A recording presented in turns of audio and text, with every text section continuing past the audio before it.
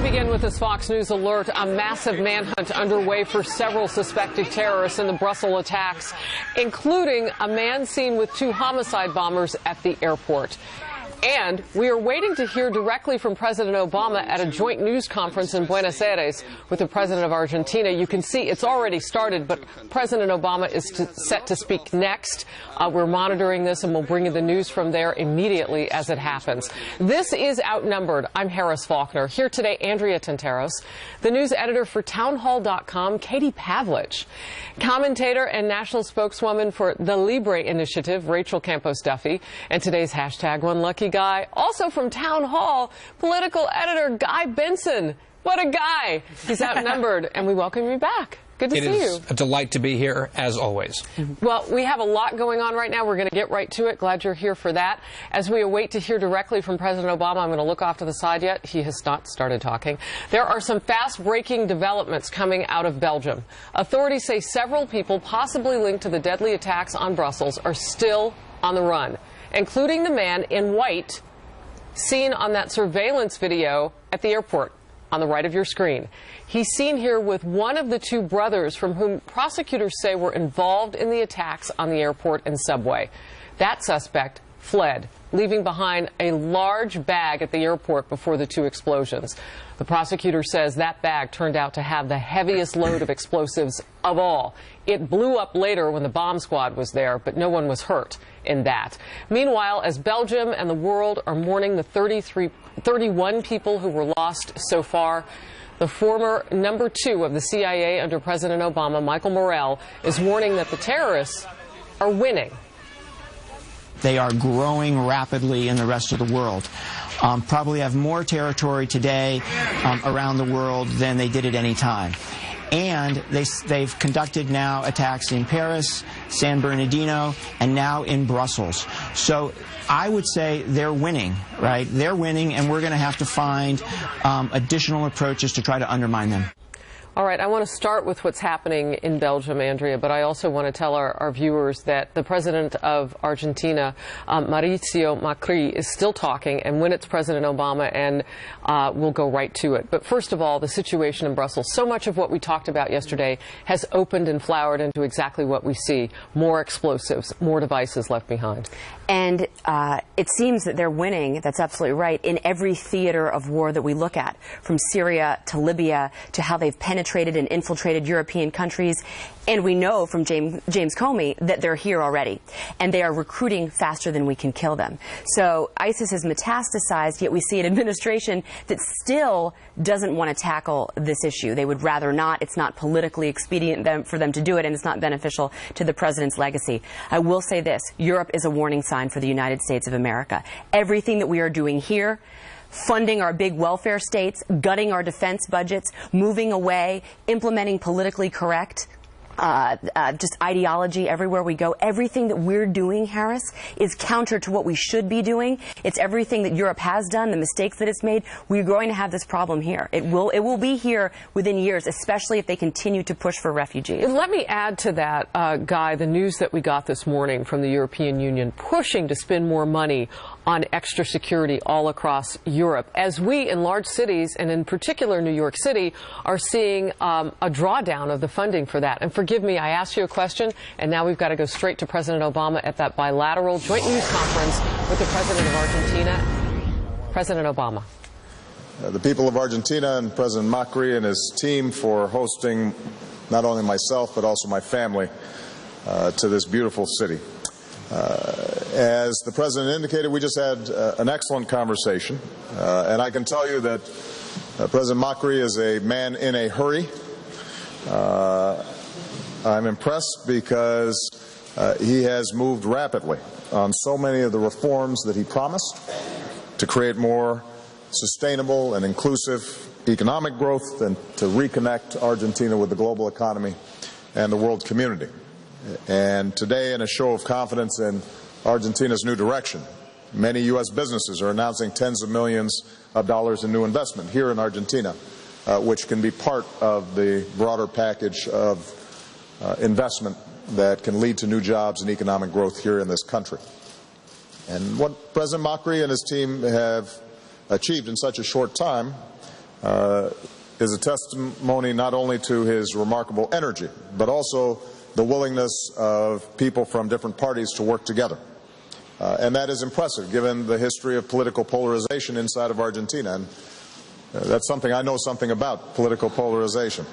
But I've told him and his team that the United States stands ready to work with Argentina through this historic transition in any way that we can, in any way that we believe and you believe will be helpful. And it's not just businesses that are taking note of the changes underway here in Buenos Aires. The world has noticed as well. Under President Macri, Argentina is reassuming its traditional leadership role in the region and around the world. And on a range of areas, we discussed the ways in which the United States and Argentina can be strong global partners to promote the universal values and interests that we share. We share a commitment to freedom and security at home and around the world. And today, the people of the United States and Argentina stand with the Belgian people and express our extraordinary sorrow for the losses that they've experienced. We understand the pain they feel viscerally because our countries as well have known the scourge of terrorism. And we've seen our own citizens impacted by this kinds of senseless, vicious violence. As I told Belgium's Prime Minister yesterday, the United States will continue to offer any assistance that we can to help investigate these attacks and bring attackers to justice. We will also continue to go after ISIL aggressively until it is removed from Syria and removed from Iraq and is finally destroyed. The world has to be united against terrorism, and we can and we will defeat those who threaten the safety and security not only of our own people but of people all around the world. So that's a top priority of ours, and I know that President Macri shares those beliefs. That's one of the reasons why President Macri and I agreed to work together to disrupt terrorism, to do more to choke off the terrorist financing mechanisms that are in place, and to keep our people safe when they travel. U.S. federal agencies will lend their support to Argentina's counterterrorism efforts, and we're also supportive of President Macri's intention to return to Argentina's traditional role as a significant contributor to peacekeeping missions, including by supporting UN efforts to protect vulnerable populations. And the United States is very proud to support this effort through training and equipment. President Macri has also committed Argentina to help address the Syrian refugee crisis, and I hope that inspires other nations to do the same. And I'm very encouraged by his efforts to combat drug trafficking, reduce organized crime, and to make Argentina's streets safer. These are all areas where I think we can be very effective partners. The United States and Argentina also share a commitment to protecting this planet for our children, our grandchildren, our great-grandchildren. President Macri showed me pictures of his wonderful children, including the little one, who I understand was a Facebook sensation, and I can see why. So we want to make sure that she, just like my daughters and future grandchildren, that they've got the beauty of an Argentina or a United States that has not been irreversibly impacted by climate change. And we have been watching that bilateral news conference taking place in Argentina with the Argentine president and President Obama. And we wanted to hear from President Obama anticipating, and we did actually hear his remarks about the Brussels terrorism attacks. He spoke on behalf of Argentina and said, "We understand the pain they feel in Belgium because our countries have felt the scourge of terrorism. We will continue to go after the Islamic State until it is removed from Iraq and Syria," some of his words today. The president has been heavily criticized for not making these types of remarks yesterday when he first spoke. He did do an interview at the baseball game between the Tampa Bay Rays and the home team there in Cuba yesterday with ESPN and others. And he was asked some questions right off the bat, much to their credit, not about sports, but in fact about what was going on in Belgium. Your thoughts?